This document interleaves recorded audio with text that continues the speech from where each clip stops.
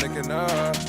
Trail niggas linking up. Link up, my nigga, let's link up. Welcome to another episode of the Link Up. I am your host, Mr. Ron, the Don.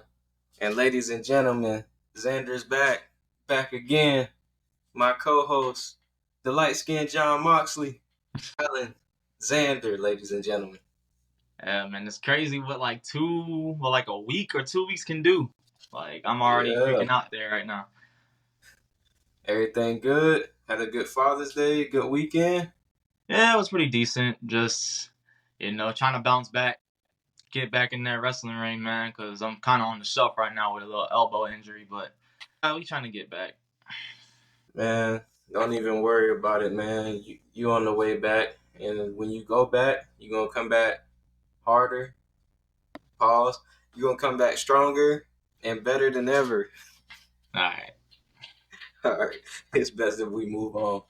Ladies and gentlemen, we have a jam-packed episode. As always, we had a PLE this past weekend. We had a crazy Monday Night Raw. Just a crazy weekend wrestling overall. So we're going to get straight to it. Starting with a surprise. We're going to actually cover AEW Dynamite today, ladies and gentlemen.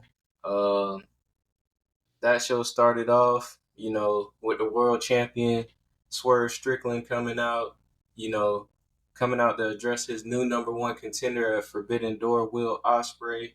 I'm pretty sure those two, when it's time, gonna put on one for the ages.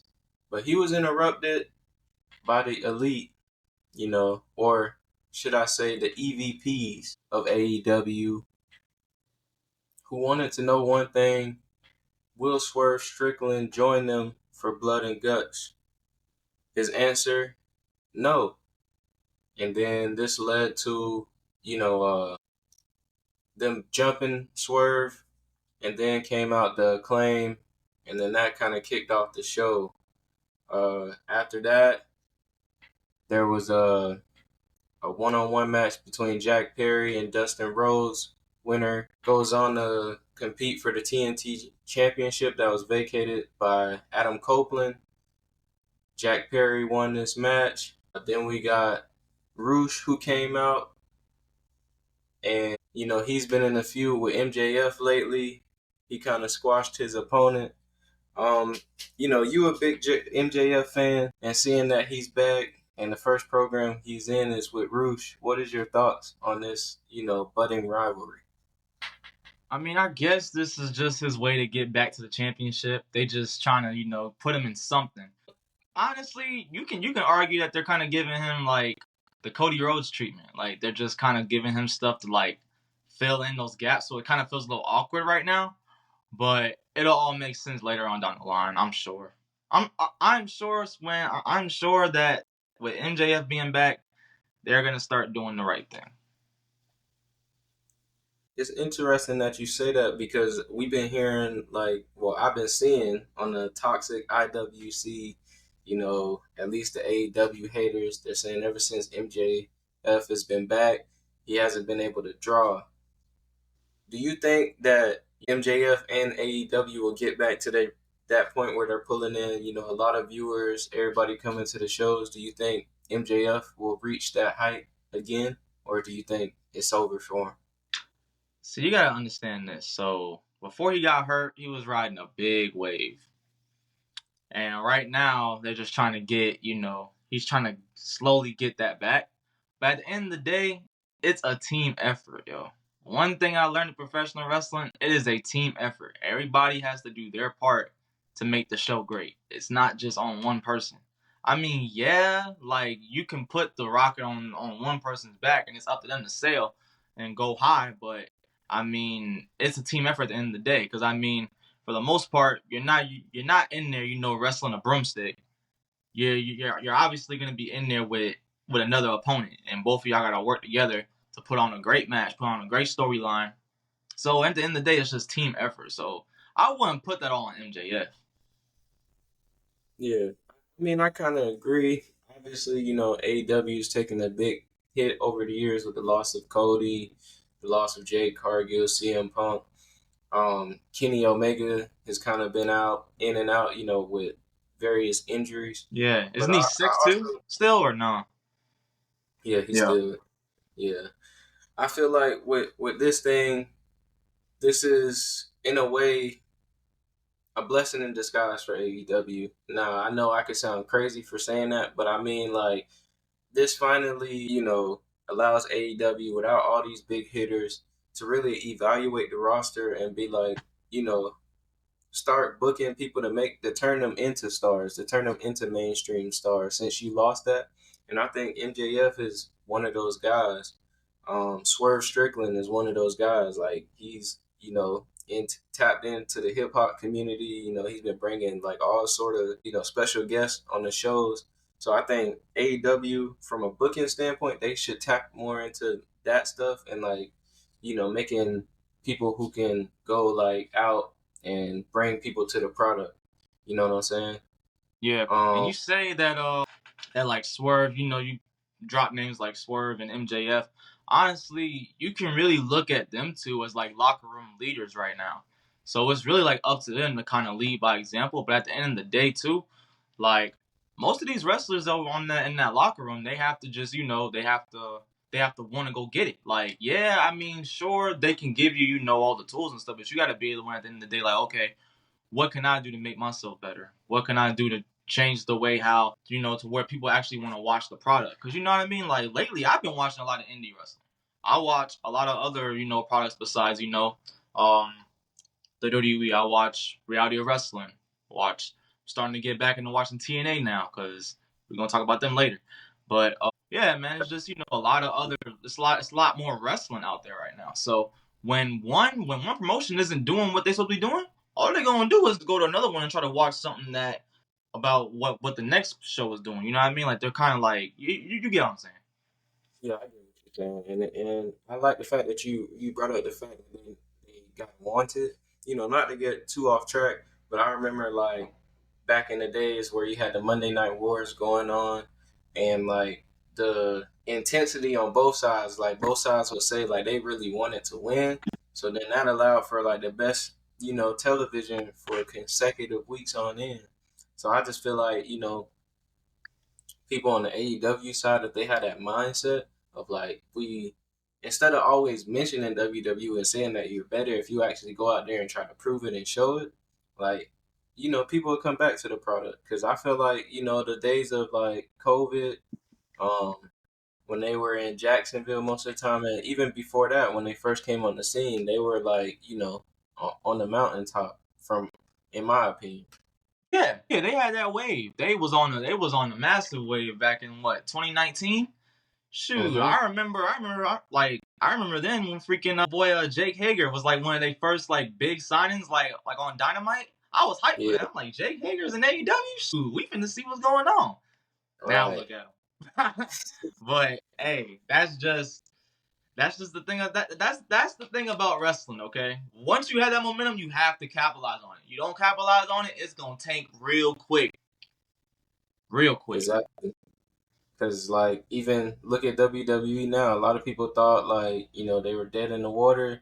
What they do, like, Vince McMahon stepped away, Triple H took the reins, and now, they bigger than ever. But we gonna move on here with AEW Dynamite. We saw a 6-man tag match between with the team of Mark Briscoe, Kyle O'Reilly, and Orange Cassidy going against the United team of the Don Callis family and the undisputed Kyle Fletcher, Roderick Strong, and Takeshita, in which we saw that team take the victory, with a few interferences from Trent Beretta and Chris Statlander and everything happening after the match. And then after that, it was announced that Roosh and MJF will face off in next week's Dynamite or this past week's Dynamite when you guys will be watching. And then we saw the tag team of the Premier Athletes versus Samoa Joe and Hook. And, this wasn't really a contest. What are your thoughts on Hook and Samoa Joe as a tag team? Ah, and I mean, Mojo and Hook. Okay, I mean, honestly, That's not a bad pair up. I mean, you got teacher and mentor. I mean, hey, what more can you say about that? Yeah. It's just funny how many like different tag teams we got. Remember? Look. I was just gonna say that, but I decided to keep it short. But I was gonna pinpoint the fact that AEW has a lot of factions and a lot of tag teams, and honestly too, a lot of championships. Yeah. Like, I don't know who it was, but somebody had said this on like a podcast or whatever. I don't know if I'm right or wrong on this, but I'm pretty sure like someone said like the championships are just like they don't mean much if you're gonna have a bunch of them on TV. Like, Right. they just look like little consolation prizes at this point. Like, I mean, but I'm not knocking any of the champions on AEW or Ring of Honor. None of that. But it's just like when you have a lot of them on TV, it's just like, man, my thing. See, what I would do is, and this is not me fancy booking or nothing like that. Try to merge some of those at this point. Merge some of the championships, like some of the Ring of Honor championships. Merge them. Some of the AEW championships. Merge them. It's just might have to merge some stuff just so it's not like like when they're actually competing for championships, it actually means a lot more because it's just like I'm starting to see like a championship match like every week on AEW, huh? Almost every week. I see a championship match, which is not a bad thing, but it's just like, I mean, championship matches are really specifically for like pay-per-views and like, you know, like one-off episodes instead of like big episodes of like that show. Well, that was a great segue because speaking of a championship match, we had the TBS championship on the line with champion Mercedes Moné, whose Boston Celtics just won the NBA championship. She put the title on the line against Zeuxis, in which she successfully defended that championship and got the victory. And then also on the line is the AEW International Championship in the main event where we saw champion Will Ospreay defeat Rey Fenix in the main event of Dynamite.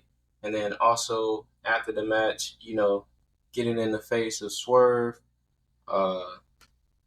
Those two had a little back and forth, putting the title on one shoulder, and then Swerve just grabbed him and was like, you lucky you my friend, because if you wasn't, I would put you in the grave.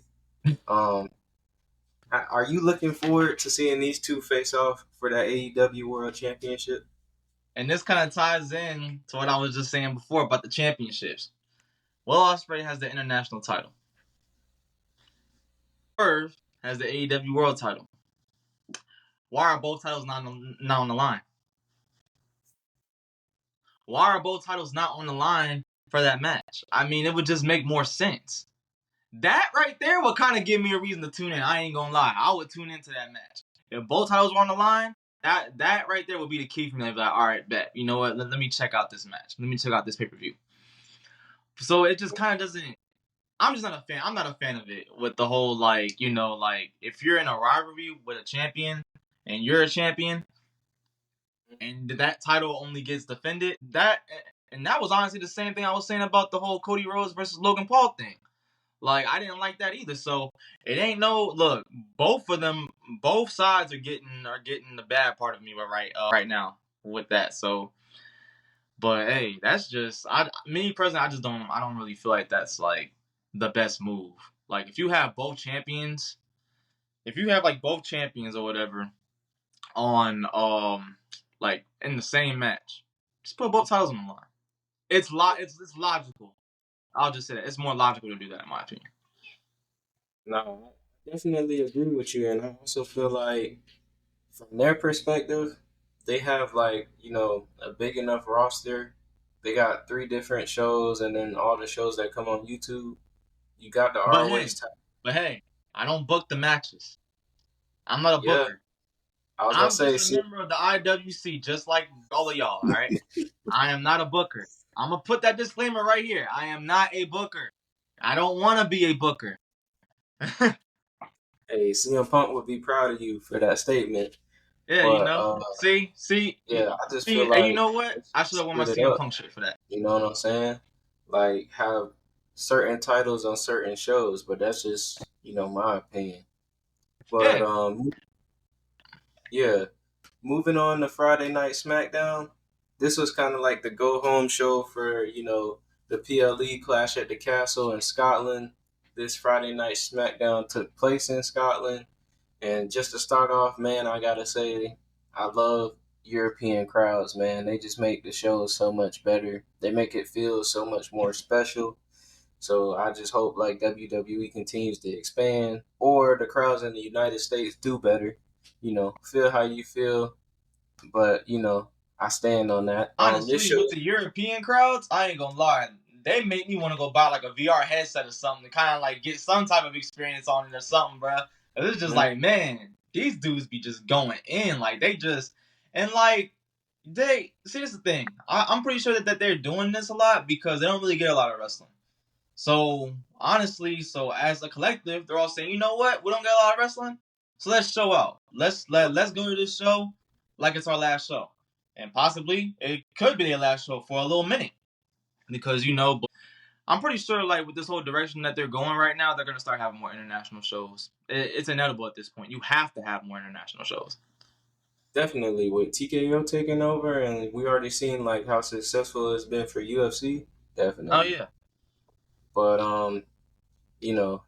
as a side note, that Cody Rhodes chant was stuck in my head all weekend.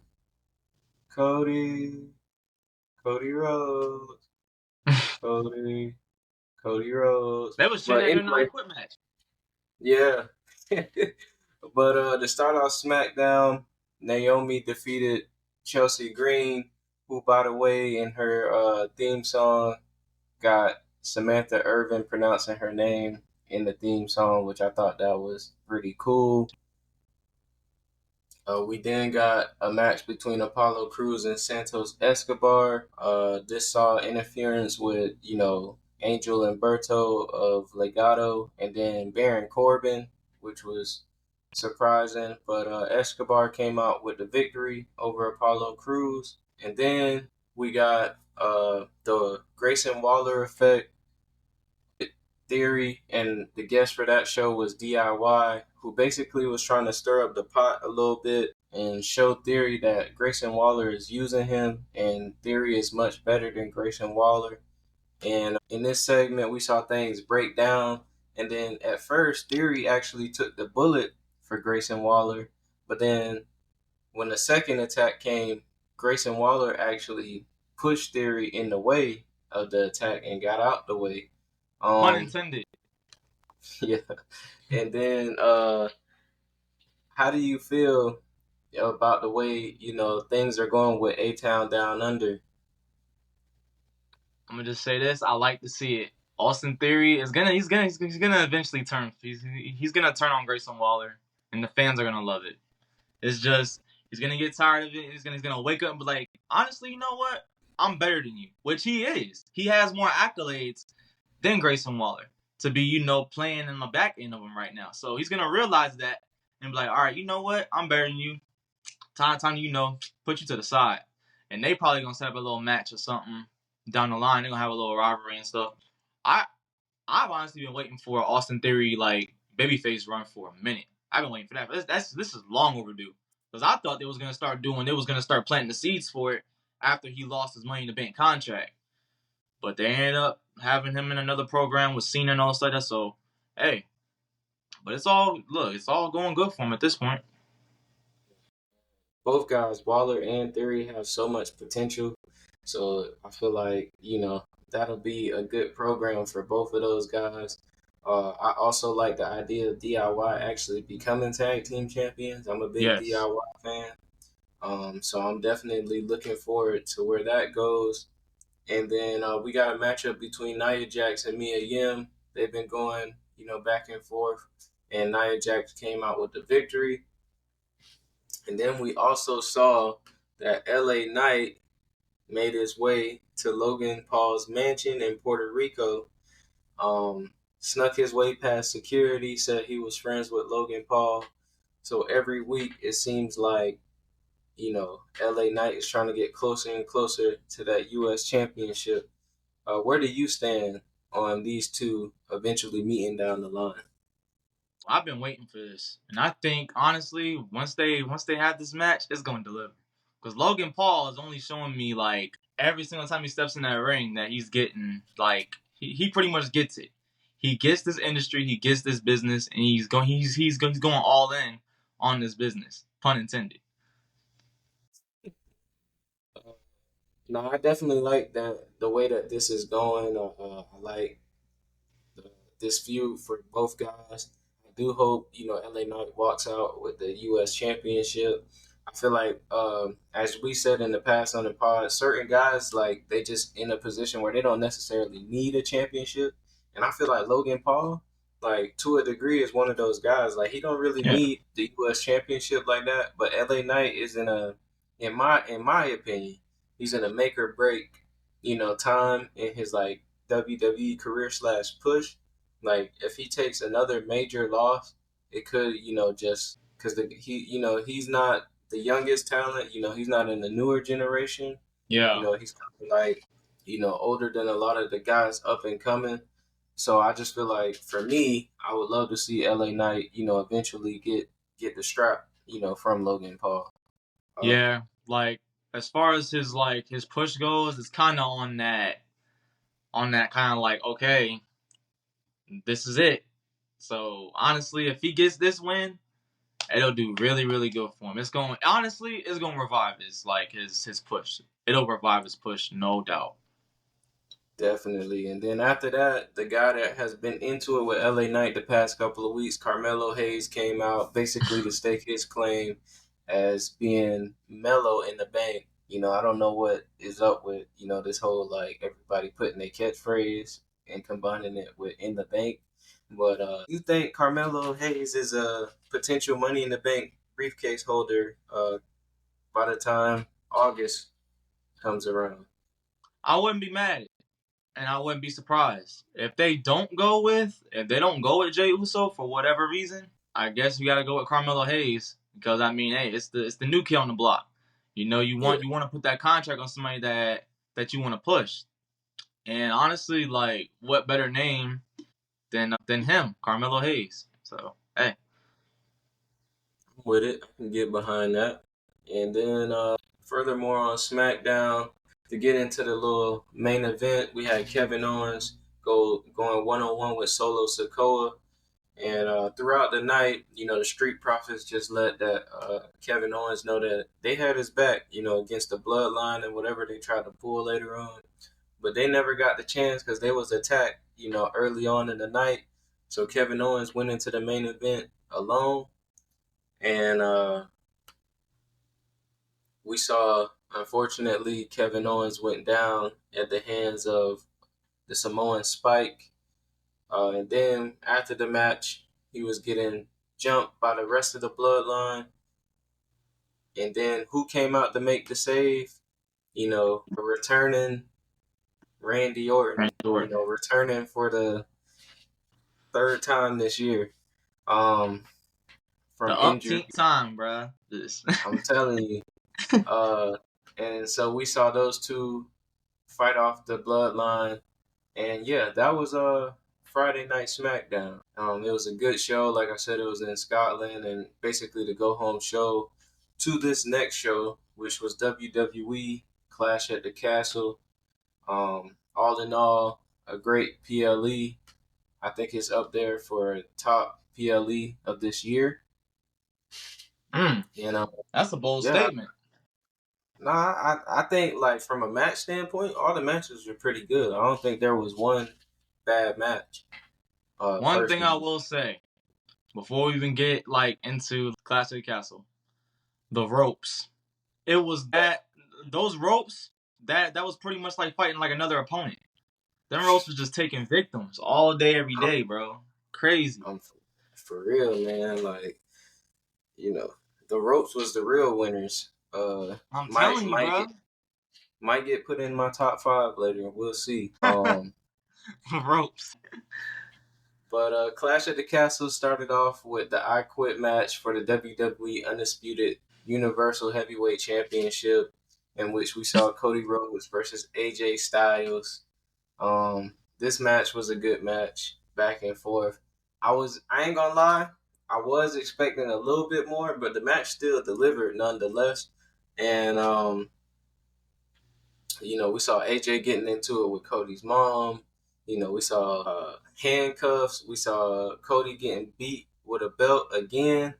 Uh, Shades of the Rock in the final boss. We saw, AJ Styles going through a table.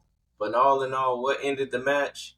AJ Styles in the corner, Cody Rhodes with steel steps above his head, about to launch it at AJ Styles, in which AJ Styles quit. Uh, your takeaways from this match and Cody retaining his championship? I was not, and I repeat, I was not a fan of that finish.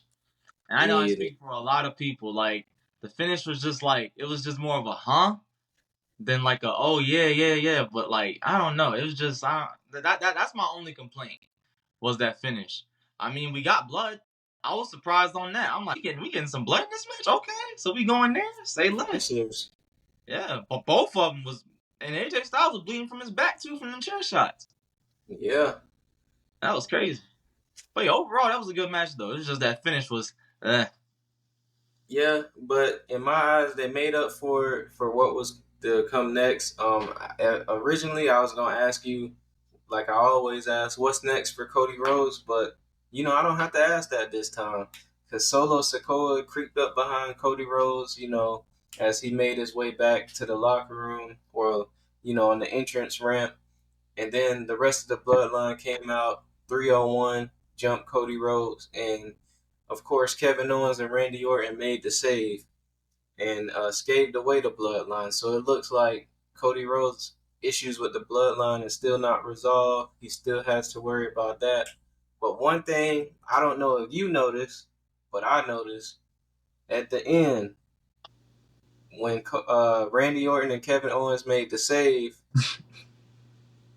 Kevin Owens, was standing on the side of Cody Rhodes looking straight. Randy Orton was standing on the other side of Cody Rhodes looking at that WWE Undisputed Universal World Heavyweight Championship. I'm telling you. Ah, Look, one thing that you gotta do, you need to put that picture up here somewhere when you get done. You gotta put that picture up here somewhere, because that right there, sneaky. Look, Randy Orton, you can't trust him as far as you can throw him. I'm telling you. Like when it comes to like betrayals and heel turns, Randy Orton. Come on, it's honestly like it's just in his nature, and I'm pretty sure at this point, for whenever he does go back to having his little heel run, they're probably gonna give him like the same treatment that they gave Edge, like when he turned heel for the Judgment Day. They didn't really boo him as much. They were still cheering him and stuff. You can't really boo a vet like that. You know what I mean? Like you just can't. It's just not. It's gonna be hard. You know what I mean? To do that. But if anybody can have the fans turn him, I'm pretty sure Randy Orton knows how to do it. So he'll get the job done. yeah. I definitely see this turning into a 6-man tag match at Money in the Bank. And I feel like that might be where it happened to set up, Randy Orton versus Cody at SummerSlam. Oh, you don't think But that it's gonna be Solo against Cody at Money in the Bank? no, only because like if Randy was to turn on Cody, I feel like it would have to be in a match. I don't know. I just feel like it would have to be in a match. I mean, that's what I would do. But You're like, right. You're right. because I feel like, Disclaimer again: I am not a booker. Next topic. but yeah, that was what happened in that match. And then this next match, probably the shock of the night. If I was a betting man, I would be homeless right now. No vehicle, no money, no family. Like that's how much, I would have bet on Bianca Belair and Jade Cargill retaining their championships. But however, in this triple threat match for the women's tag team championships, the unholy union of Isla Dawn and Alba Fire came out with the victory as a shock to many. Now, of course, prayers go out to Alba Fire, who recently lost her mom. So, prayers up for her and her family. But going into their home country of Scotland, they came out with a W. Were you surprised as much as I was when this happened? Yes and no. I was shocked at the fact that they did drop their titles at that pay-per-view, but at the end of the day, I kind of wasn't, because they're in Scotland. They're not gonna have, out of them 3 matches with Piper Niven, Drew McIntyre, and you got Alba Fire, Isla Dawn, you wasn't gonna have all 3 lose in their hometown. It's just not gonna happen. So somebody was gonna get that win. Somebody coming out with that dub, because if all 3 of them, if all 3 or what, all 4 would have pretty much lost, right? We right. They still rioted at the end. Yeah, freaking. There was a video of Samantha Irvin talking about she was apologizing to them as she was walking out, and that just kind of added more fuel to the fire, apparently. I mean, all in all, I kind of like this. I feel like, respectfully, but really not respectfully, the WWE Women's Tag Team division has been trashed the past couple years. So to give it to an actual tag team that's like been a tag team for at least longer, and and I don't think Jade and Bianca were gonna be a long-term tag team. Like, I feel like to do that, hopefully it turns into like they actually defended against other tag teams and not makeshift tag teams. But I see that as a plus. On the back end, I'm very curious to see where Bianca and Jade go from here. I'm very curious to see how that turns out. I feel like initially they'll try to get their titles back, but I don't think we'll see. All I'm gonna say is WrestleMania. He's not a booker, ladies and gentlemen. I'm not a booker, though. I'm not a booker, but I'm not a booker. I promise you, I'm not a booker. I'm kind of planning on getting it tattooed right here. I'm not a booker. That'd be crazy. Speaking of championships, if you watched the last pod that I did, you would know that I was so strongly on the side of Chad Gable walking out Clash at the Castle as your new Intercontinental Championship. But because of those idiotic members of the Alpha Academy, this was not the case. I'm joking, of course. But yeah, Sami Zayn beat Chad Gable at Clash at the Castle. And in this match was Otis and Maxine ringside, which, that really started all the trouble. Chad wanted Otis and Maxine to get involved. They refused, or they just couldn't bring themselves to do it. Eventually, on the outside, Sammy and Chad going at it. Sammy reverses. Chad goes right into the already injured ankle of Maxine. And this kind of, not sent Otis over the edge, but made him walk away and turn his back, on Chad Gable, which allowed Sammy to get the victory. What were your thoughts on this match? They need to give this man a title at some point. It's not looking. Bro, he's been putting in so much work, bro. He improved so much over the past 3-4 months. He has been really putting in that work, bro. Like, honestly, he needs that championship to kind of solidify that work he's been putting in. Cause he's been doing it. I ain't gonna lie, he's been doing it. But I guess it's just not his time right now. But his time is not that far away. I will say that. If it ain't now, it ain't that far away. And, you've been saying that a certain group may come for Sami Zayn, and I thought it was pretty interesting that they flashed the little QR code and all the signals right, when all this was happening. So, we'll get into that later, of course.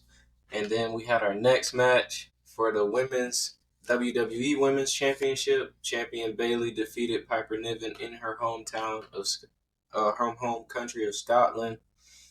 This came as no surprise to really anybody, either of us. Unfortunately for Piper, this was just filler. The highlight of this match was when Chelsea Green got sent away the first time and then came back as a luchador the second time. But all in all, Bayley walked out, your WWE Women's Champion. And eventually, I believe, will face Nia Jax at SummerSlam. And then for the very high, controversial main event. Champion Damian Priest goes into Drew McIntyre's own backyard of Scotland and somehow, some way, faulty ropes and all, comes out still your WWE World Heavyweight Championship. And I know what you're thinking. How? How is this possible? How would WWE let Drew lose in his own home country? Well, it wasn't because of Damian Priest. At the end, Drew McIntyre had Damian Priest beat, not just for, the 3 count, for a whole 10 count. Referee was knocked out, prior to this. And who comes out? A referee runs down the aisle. All we see is the back of his head. He counts 1, 2, and right before the 3, he pauses and the camera shoots. It's CM Punk, ladies and gentlemen. CM Punk is there again to cost Drew McIntyre another World Heavyweight Championship. And Damian Priest walks out of Scotland, still your champion. And Drew McIntyre highly upset, after the show went off cameras. As a side note, prayers up for Drew McIntyre's wife. I know she's been dealing with, medical issues and everything, and she was stuck at the States. And shout out to Drew McIntyre for still being a warrior and coming to, Clash at the Castle and competing, even though his wife was going through that stuff. But with all that said, what were your thoughts on this main event? See, CM Punk, you ain't fooling nobody, dude. Like we knew it was you running down that ramp. Because for one, you wearing J's, right? 2, I know that haircut from anywhere. You know what I mean? So the moment I seen that, I'm like, oh yeah, it's CM Punk. And I don't know if you peeped, but he was kind of getting a little mixed reaction out there. Oh yeah. Just getting a mixed reaction. I mean, I'm surprised they ain't boo him out the building, but he was still getting some boos though. But at the end of the day, it's CM Punk. Everybody loves CM Punk. So I mean, you're not gonna get the whole John Cena and Chicago Money in the Bank 2011 treatment. That ain't gonna happen.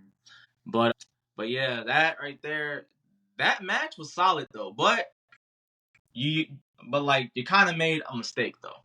It wasn't Damian Priest versus Drew McIntyre for the World Heavyweight Championship. It was Damian Priest versus Drew McIntyre versus the ropes for the World Heavyweight Championship. All right, so let's get that right. All right, and the ropes almost came out with the victory. We almost had the ropes. Well, honestly, the ropes and or vacant becoming our new World Heavyweight Champion. Crazy. He was hanging upside down between the ropes by his ankle for 5 minutes? Yeah, Drew even broke character a little bit and was helping him. Yeah. So that's just some of the things you see, even though they say wrestling isn't real, you can still get hurt just by, the simplest stuff. Honestly, I'm pretty sure, and this is going on topic, I'm pretty sure people are kind of past that now with the whole wrestling is fake ordeal. Because, I mean, yes, it's predetermined, but them bumps hurt. Alright? Them bumps hurt. Sometimes the strike doesn't go the way you want it. You get tagged. I mean, you're not going to get tagged all the way, but you're going to feel it. And it's just you can't fake gravity. When you get, when you're coming down, you coming down. There ain't no stopping that. Ladies and gentlemen, this is a professional wrestler in training, so he knows for sure. Yes. But we're gonna move on to another eventful show, and that was Monday Night Raw. And this Monday Night Raw started off, with a shock and a surprise.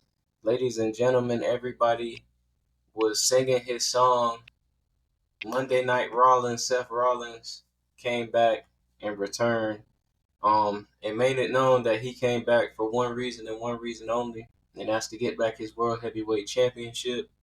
This brought out Damian Priest, who agreed and said, and he wants to be a fighting champion, so he agreed to face Seth Rollins at Money in the Bank for the World Heavyweight Championship. Your thoughts? I ain't gonna lie, it kind of surprised me though. Coming from Damian Priest, That was kind of a babyface promo he was cutting. Mm-hmm. He was kind of showing like, you know what? All right, you want your title back? You got it. All you gotta do is ask for it. That's something that a babyface to do. So this right here is just showing you exactly like what's gonna come in Damian Priest's future, because I don't see him with the Judgment Day much longer. He gonna skip out on them soon enough. You can definitely see, like, him going in that direction, uh, where he is, fully face. And I think by the time SummerSlam rolls around, or after SummerSlam, he'll be fully face, with everything set to come. After this, we saw Chad Gable in the office of Raw GM Adam Pearce blaming the Alpha Academy, blaming Otis as his biggest disappointment, blaming Tozawa, who wasn't even at Clash at the Castle, and blaming Maxine, who he called Little Miss Bo Peep. Another insult to the list for Maxine. And he said he wanted to be challenged. And Adam Pearce obliged, and we got a match between Braun Strowman and Chad Gable. Again, the Alpha Academy refused to get involved. This allowed Strowman to get the victory over Gable. And what happened after the match was very, eventful in the fact that Gable was going to take all his anger out on Tozawa, who refused to help him during the match. Before he was able to hit Tozawa, Maxine stepped in the way on crutches and a walking boot. Chad Gable snatches away the crutches, throws him outside of the ring, and then he turns his attention back to Tozawa, slaps Tozawa, and then Otis gets involved. And finally, the Otis that we've all been waiting for shoves Chad Gable in the corner, doesn't attack him, but like you were saying, my friend, that pop for Otis, it was loud, and we're finally, seeing Otis, spread his wings and take the Alpha Academy and go on away from Chad Gable. Yep. And see, my thing is too, with this happening with, Otis and Maxine and Akira pretty much like slowly leaving Chad Gable, that's going to open the door for the Creed brothers. They're going to come in and replace them. And then that's going to start Chad Gable's own faction right there. Hopefully, with the IC title around his waist. And, take it a step further, the World Tag Team Championships on the Creed brothers' waist. Now, I am in no way, shape, or form a booker. I'm going to keep saying this. I am not a booker. These are my own thoughts. The night wasn't over for Chad and Otis interactions, and Chad actually does have future plans, which we'll get to in a bit. But next up was a Money in the Bank qualifier for the women's Money in the Bank ladder match, which was a triple threat match between Zelina Vega, Kiana James, and Io Sky. Before this, though, there was a backstage segment between the Judgment Day where Damian Priest pressed Finn about taking the room key, and Finn got pretty defensive about it and said he was just trying to protect Dom. And but cooler heads prevailed, and Damian Priest and Finn end up, being cool again until Damian asked, who are you, if you do win the Money in the Bank ladder match, who are you going to cash in on? In which Finn, said he would do Cody. But in the midst of all this, Dominic Mysterio was panicking because he couldn't find his, ring vest that he wears to the ring. But to fast forward to all of this, we got the triple threat match between Io, Zelina, and Kiana James, in which we saw Io Sky win due to interference from Liv Morgan, who was wearing said jacket. This had Dom's initials on it, and with that being said, Io has now qualified for the women's Money in the Bank, and Liv is still planting her seeds in the Dominic Mysterio garden. One thing that stood out to me with these qualifier matches, the graphic only showed that there will only be 6 participants in the Money in the Bank ladder matches, which I think that's interesting. We've knocked it down from 8. Any thoughts on that and EO joining the ladder match? So with EO qualifying, it kind of just goes into what I was saying in the last couple of podcasts that we did, that would be someone that I could see actually winning the whole thing. And so that's just one step closer to her doing that by qualifying for the match. Now, with the whole 6 participants back, it kind of brings back to how they used to have the Money in the Bank, where it was just 6. So it kind of makes these qualifying matches actually mean more because there's not a lot of room for them. There probably might not even be a second chance match or anything like that. I mean, they still have, they probably still can do a second chance like Battle Royal thing that they usually be doing. They could probably still do that. Which in my opinion, I do think Finn Balor might be winning that if they do that, but we're gonna get into that. But yeah, I mean, as far as EO taking that, I mean, hey, I'm not surprised. Sorry about that. Keep it in. Keep it in, bro. Just like wrestling matches, gotta keep it pushing. Even in a botch, you can't be like, oh snap, all right, bet, let's go back. Gotta keep it going. Word, I couldn't think of it. But and we gonna talk about a spot about that later too, because it was a spot that I peeped that it was kind of botched a little bit, but we're gonna go over it. I peeped the botch too. I don't know if we peeped the same thing, but mine wasn't in the match. But we'll get to it. Next up, we had Sami Zayn coming out, still your Intercontinental Champion. Says he's done with Chad Gable. He hopes the best for Otis in the Alpha Academy, but he's officially done.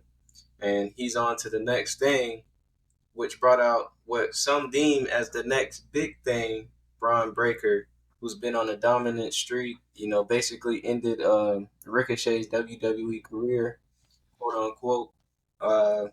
And he stated his claim as the next number 1 contender for that Intercontinental Championship. And then who came out to interrupt?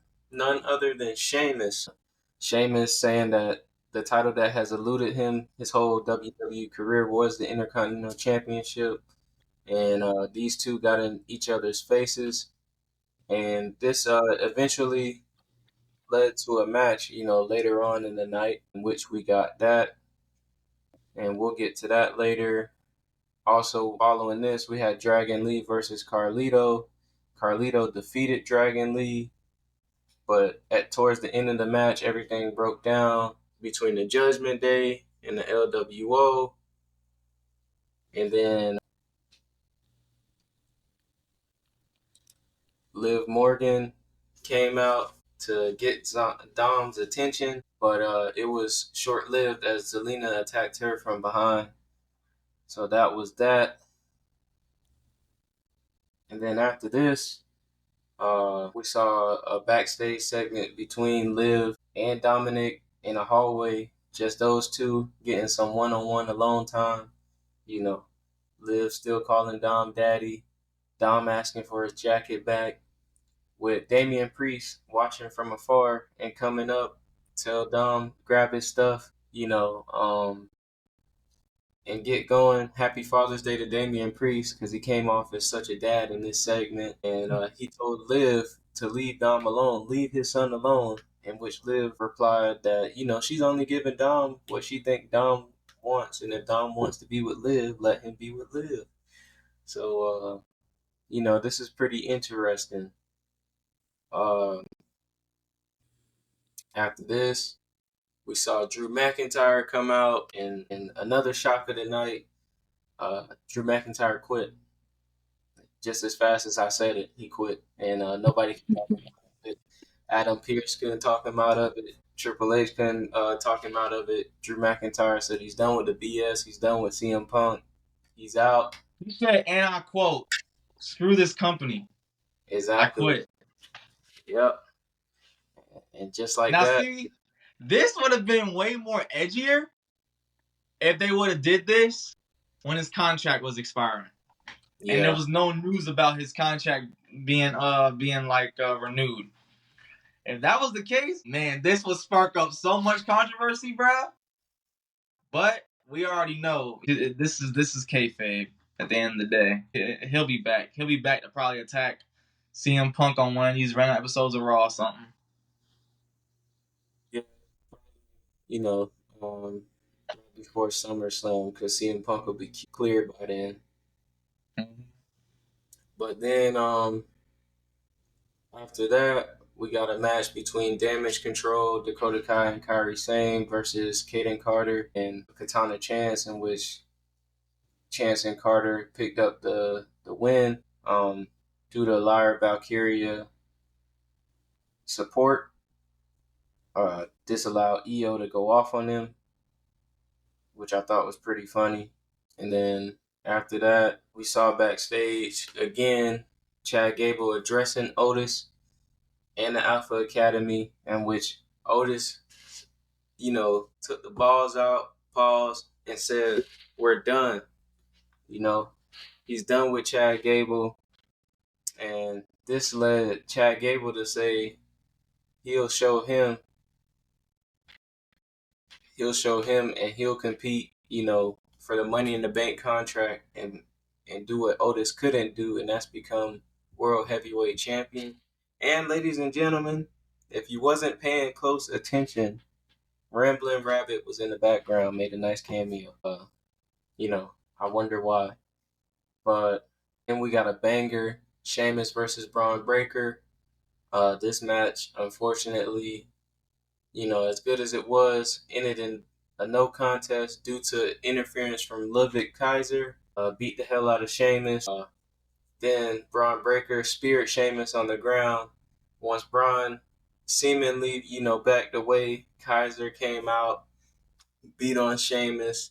And ladies and gentlemen, if you haven't seen it, you got to go on YouTube, look up this spot.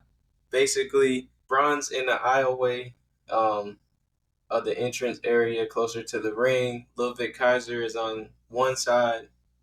He's going to run and attack Sheamus. Braun runs all the way from the other side, spears Kaiser. That was quite the spot.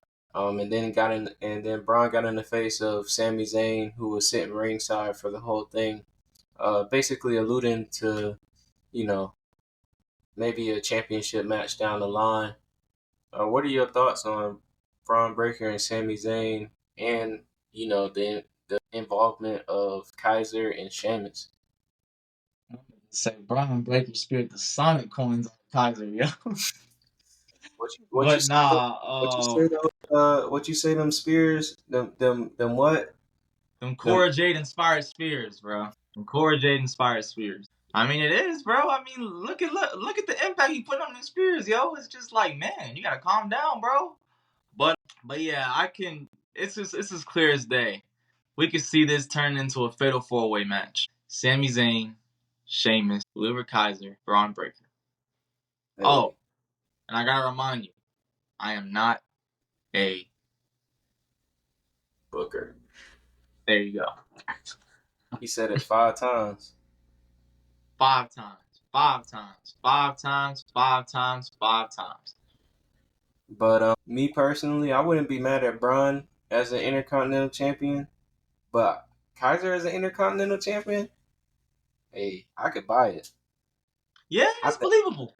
I mean, it will kind of have like a little like ego war between Gunther and Kaiser. Cause see if Kaiser has the IC title, and then Gunther goes all the way to SummerSlam, goes for his World Championship opportunity and loses, kind of have something going on with them two. But hey, like I said, I am not a booker. I think they get the point now, but I'm just saying. They definitely, if they didn't know. I hope they get the point. If they didn't know then, they know now. Yeah. But to round the night off, we got the main event, another Money in the Bank qualifier match, this time for the men's, in which we saw Jey Uso defeat Rey Mysterio and Finn Balor. This was a good match, a lot of back and forth. Jey Uso ended up, becoming one step closer to being, as he put it, Mr. Yeet in the Bank. and he capped off the show doing the wave. All the fireflies were out, and then the lights started to go out. And then a door appeared on the ramp, very ominously. A woman crawled out from behind the door. And then we got to step inside WWE's version of a haunted house, in which we saw, all these different creature-looking beings, masked up individuals. We had Gunther laid out, Chad Gable laid out, a lot of guys from the locker room. I saw Braun Strowman in there laid out. I seen Dominic laid out, huh? Nah, I ain't see Dom. Because I seen on a thing they said it was Dominic that was laid out. It probably was. Triple H. But nah, Triple H wasn't laid out either. I didn't see Triple H. Me personally, I only saw Gunther, Chad Gable, and Braun Strowman. Oh yeah, you can obviously see Chad Gable. Look like somebody freaking off them or something, bro. For real. He had a whole blood mark on the side of his face. Yeah, this all led up to the return of Uncle Howdy. Of course, RIP to the late great Bray Wyatt, but they're continuing on in his legacy, creating the Wyatt Six. There's said to be rumored, members. I'll let you guys look that up on your own, or if you want to watch with the show and see if everybody gonna be, revealed, that'll be dope too. As far as the Wyatt Six, we're gonna get into more of that next week. Depending on what happened on Raw and who their potential targets could be. But actually, that sparked the idea. But we'll get to that in a second. But yeah, Uncle Howdy and the Wyatt Six are back. I'm very curious because there were only 5 members. So I'm wondering where the 6th person is. But that was Monday Night Raw. Your thoughts? Honestly, I'm going to just say I think this will kind of make the most sense. But I think the 6th member is Bray Wyatt. So they left it open for him? Yeah, Bray Wyatt. Makes sense. What do you think about that theory that Bray not really dead, that he actually, fooling us? And I'm this not to play with the man's name. I'm just I just saw this on Twitter and you know what I'm saying. I'm not trying to be disrespectful, but people believe that he pulling one over on us and he gonna end up revealing himself. But the fact that people believe in that theory is crazy because leading up to his WrestleMania match he was supposed to have with Bobby Lashley, he had to pull out because of that. You know what I mean? With him not feeling good and all that stuff like that. Then after that, we find out that he passed and all that stuff like that. And then, that was that. But yeah, I don't, honestly, I wouldn't even, I'm not even entertaining a theory like that, yo. Because that's crazy. People actually think something like that. Man. I would say just let the man rest in peace and let the story play out. It's supposed to play out. Right, because look, at the end of the day, the debut, everybody was saying that the debut was not going to live up to the hype, but to me, it did. Debut was fine. It did. Yeah, they literally made their point. They got their point across, and it was fine. It was good to me. And I'm looking theories like that is just crazy. I swear, what who on earth in the IWC, what they be thinking about, bro? I don't know, bro. They got nothing else to do. They just sit behind the computer screen. Man. Anyway. But that led me to an idea I just thought of on the spot. Top 5, man. This edition of Top 5 targets for the newly debuted Wyatt Six. Top 5, no debating. Top 5. Since we're short on time, we're gonna do it a little different. We'll do back and forth. So either you can start or I can start, and then I'll if you want to start, you be 5, I'll be 4. You know what I'm saying? All right. So I'll take the odd, you take the even. All right. So for the first one, I got Jey Uso off rip. It just makes sense with the whole Firefly thing, and then the tweet. They just okay, well, you want to steal the whole Firefly thing? And I don't know if you saw what he said after the show about how he don't want to be involved with those guys and how they can have the Fireflies back. I thought that was, you know what I'm saying? Hopefully not. Hopefully they don't get away, get in the way of him getting that Money in the Bank contract. But Yeah. Number 4, I'm gonna go with Sami Zayn. I just think, why not? Yeah, he does have the Intercontinental Championship, so they might want to get gold around their waist real quick. Yeah. Number 3, I got Dominic Mysterio because pretty sure the whole purpose of the Wyatt Six is about family. You know what I mean? So you betraying your family, it don't look too good it don't look too good in the eyes of the Wyatt Six. All I'm gonna say is you may not be a booker, but you cooking, boy. Boy, cooking. But number Yeah. 2, I'm gonna go with Chad Gable, only because out of everybody, they showed his face the most clear. So, speaking of family, he will always, hey, that's a good point you made. He will always say, Yeah. Alpha Academy See is a that? family. Yep. And I was also gonna pinpoint that too. Now that you mentioned Chad Gable, he betraying his people. Hey, they don't like that. You know what I mean? At the end of the day, they ain't feeling it. And number But, 1, I got Braun Strowman. Obvious reasons. yeah. He used to be in ties with Bray Wyatt and stuff. They had their own little program going on. And Yeah. I guess they must have they can kind of play in the thing where they tried to talk to him about potentially being a member of the Wyatt Six, and he's kept resisting. Like, no, I don't want to re-enter that part of my life again, type of ordeal, And then they can have a story off of that. Not a booker, ladies and gentlemen, but a boy cooking. In no way, shape, or form. But we're gonna round out today's show with a little bit of NXT results. And Xander, I just got one question for you. Do you believe in Joe Hendry? I believe in Joe Hendry. Yo, Hey, that was my first time seeing a NXT crowd camera shake. I ain't never seen a camera shake for NXT. That was well, the first time I ever I seen was gonna say a camera in shake this like that. in this era, I done seen the camera shake for NXT. Oh yeah. Well, all right, yeah. Let me rephrase that. In this era, in the new era of NXT, and also if you ain't peaked too with the whole battle royals, I know you're probably gonna get into that since we're talking about Joe Hendry. What's his face was in there? Frankie. Yeah, Kazarian. Kazarian. He was Yeah, in there. I seen all ain't nobody talking about him though, but he in there. yeah. It was quite the battle royal. Some new faces in different places or from different places. Unfortunately for Joe Hendry, he didn't last that long. In the battle royal after a showdown with Ethan Page and he got eliminated. But the winner of this match was the young OG, Javon Evans. Man, shout out to him, man. He's been doing great things since he got to NXT. He's been doing and he's been also doing great things outside of WWE before getting there.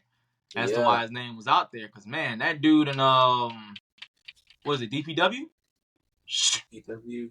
I think it's DPW. I think so. It's Dangerous Promotion, thing that Chris Danger be on. Yeah.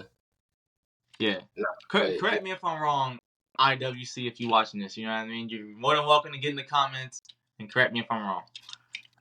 But nah, we take feedback over here, if you haven't we noticed. do. If you feel like, we're not saying nothing or you want to see improvement somewhere, let us know. We ain't scared. Yeah. After this, we got the triple threat tag team match with, the Metaphors, Jakar Jackson, Lash Legend versus JC Jane and Jasmine Nix, and Roxanne Perez and Lola Vice. This match saw Roxanne and Lola take the victory. Afterwards, they both were raising their hands in victory, in which Roxanne quickly turned on Lola Vice, setting up a program for those two down the line. I've seen people who are in support of Lola Vice and people who are, very negative about Lola Vice. What side do you stand on? You gotta ask that.